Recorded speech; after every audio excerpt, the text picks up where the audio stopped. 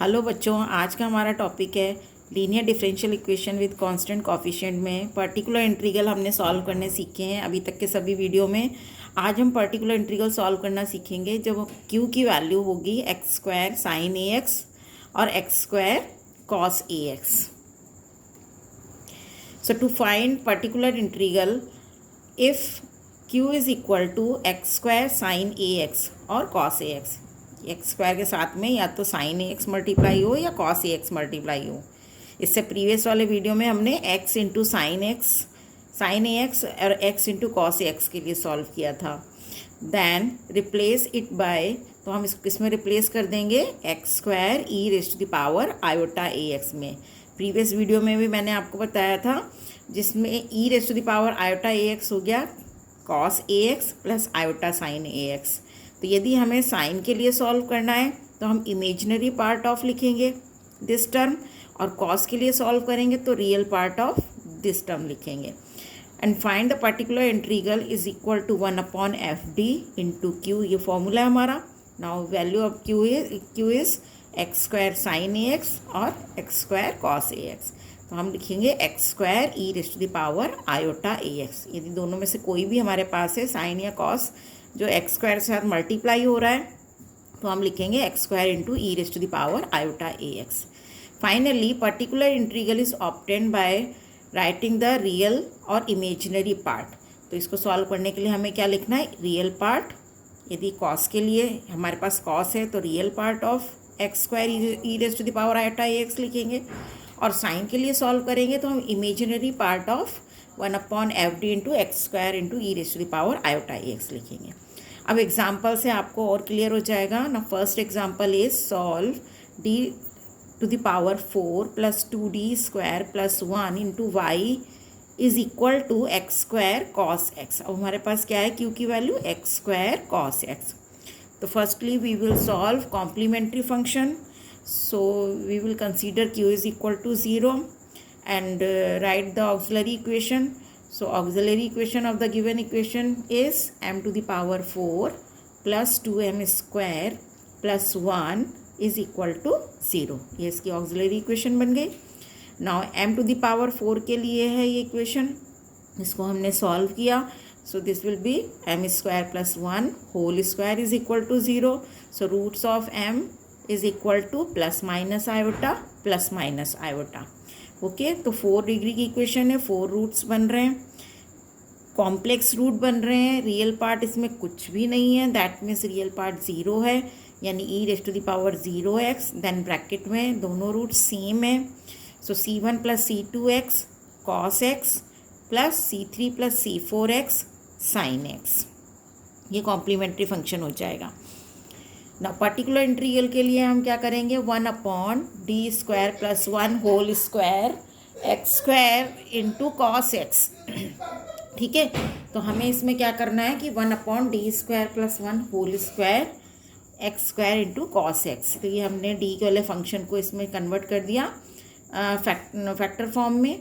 अब क्योंकि cos x है तो हम लिखेंगे real part of 1/d square plus 1 whole square into x square E raise to the power iota x, because x का coefficient यहाँ पर 1 है, तो e raise to the power iota x.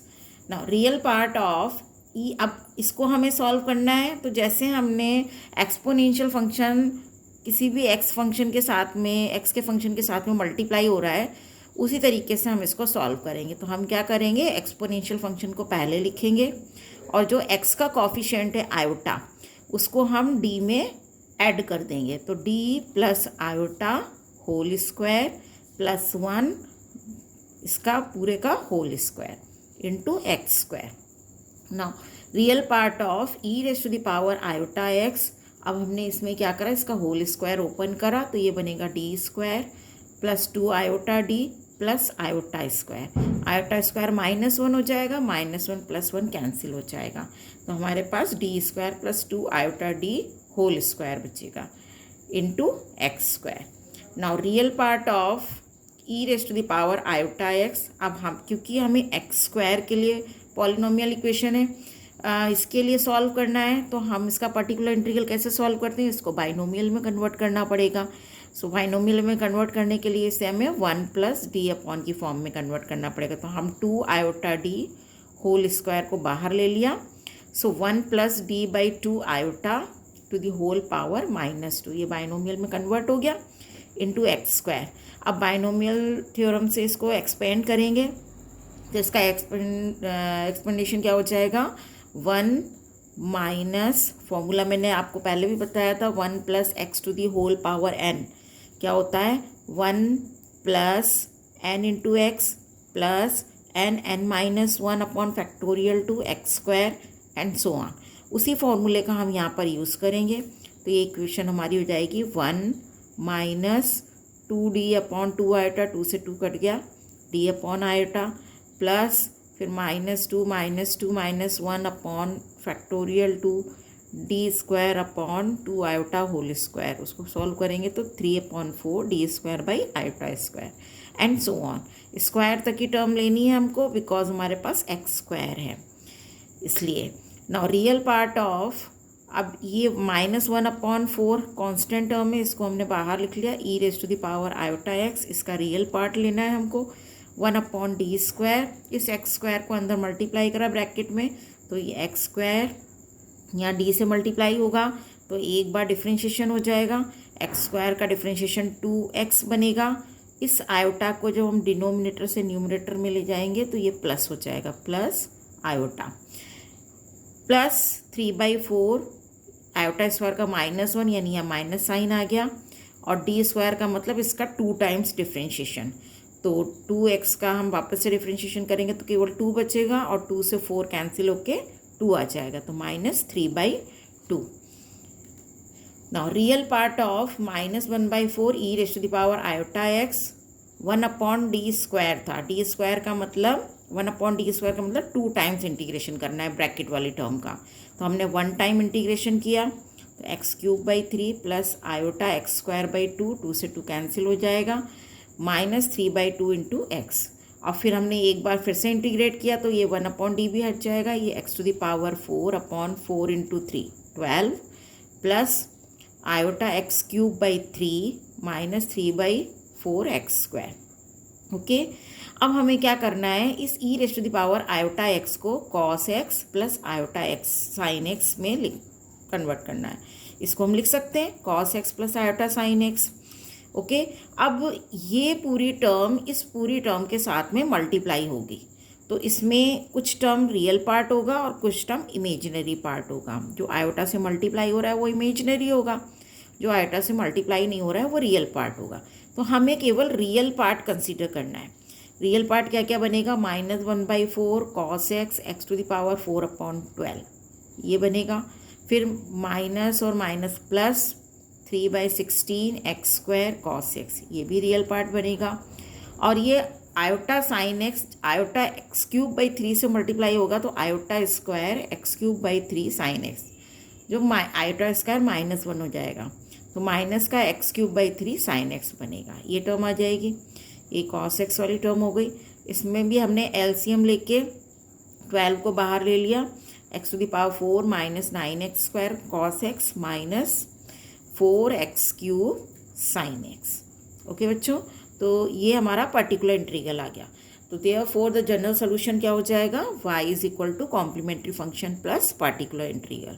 Complementary function था c1 + c2x into cos x plus c3 + c4x into sine x minus, ये एक ही बार आएगा ब्रैकेट, -1/48 पर्टिकुलर इंटीग्रल की वैल्यू रख दी हमने x to the power 4 -9x² into cos x -4x³ into sine x। Okay बच्चों, ना एक एग्जांपल लेके हम इसको और समझते हैं इसी मेथड को। d² - 4d + 4 into y = 8x² e raise to the power 2x sine 2x। अब यहाँ पे देखिए हमारे पास 3 फंक्शंस हैं जो मल्टीप्लाई हो रहे हैं। तो सबसे पहले हमें कॉम्प्लीमेंट्री फंक्शन सॉल्व करना है, तो इसकी ऑक्सिलरी इक्वेशन लिखेंगे ना। Auxiliary equation is m² - 4m + 4 = 0, ये बन गई। इसके हमने फैक्टर बनाए तो m - 2 whole square = 0, that means m = 2।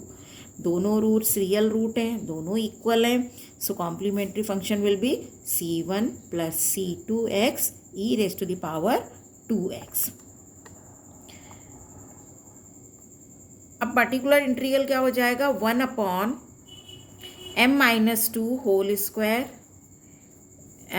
m-2 यहाँ पे d-2 होना चाहिए, d-2 whole square into Q है हमारे पास 8x² e raise to the power 2x sine 2x। अब ये अब हमें सबसे पहले, क्योंकि एक्सपोनेंशियल फंक्शन है हमारे पास, तो हम उसको क्या करेंगे, 8 कांस्टेंट है ये भी बाहर आ जाएगा, एक्सपोनेंशियल को भी हम पहले लिख लेंगे। तो यहाँ जो d है, यहाँ m की जगह d आएगा, ये d है, इसमें हम इसके कोफिशिएंट को ऐड कर देंगे, तो ये d+2 -2 whole square x² sign 2x आ जाएगा। अब 8 ई raise to the power 2x, यहाँ पे 1/d² बचेगा, x² साइन 2x। अब देखिए, क्योंकि ये x² साइन 2x हमारा अभी जो मैंने बताया था आपको वही वाला फंक्शन बन रहा है, तो यहाँ हमें क्या करना होगा, imaginary part of 1/d² x² e raise to the power 2x iota. ठीक है, क्योंकि यहाँ पर x का कोफिशिएंट 2 है तो हम 2x आयोटा लिखेंगे।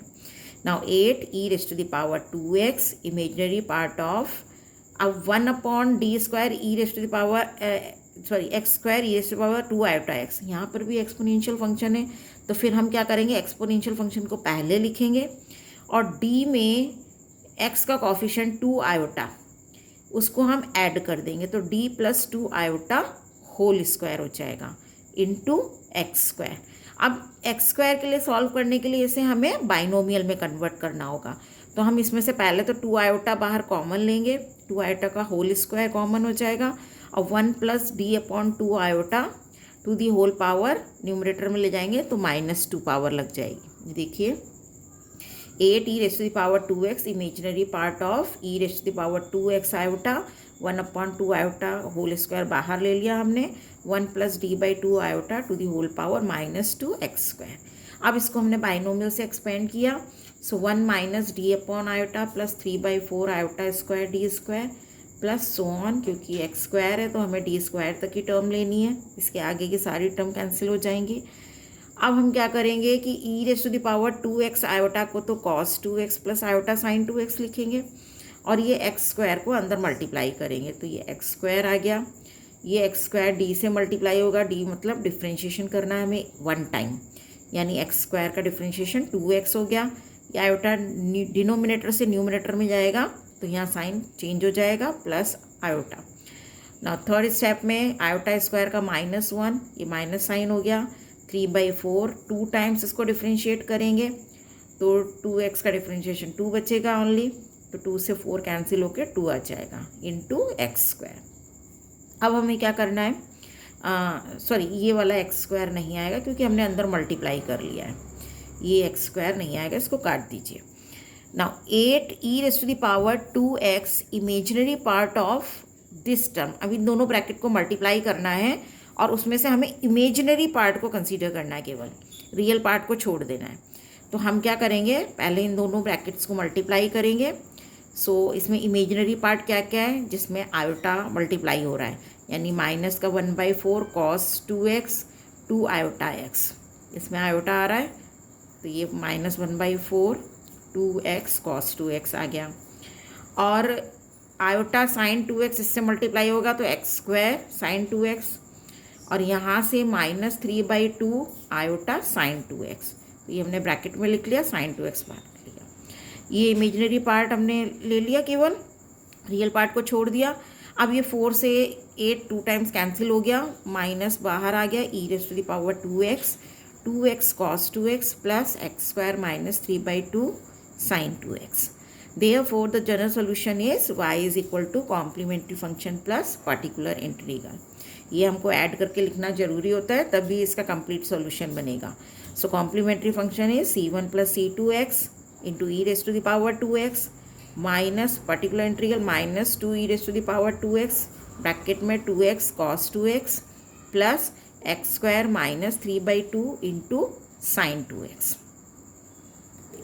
थैंक यू बच्चों, आई थिंक आप लोगों को समझ में आ गया होगा ये वाला मेथड भी, और यदि आपको कोई डाउट है तो आप उसको कमेंट में लिख दीजिए।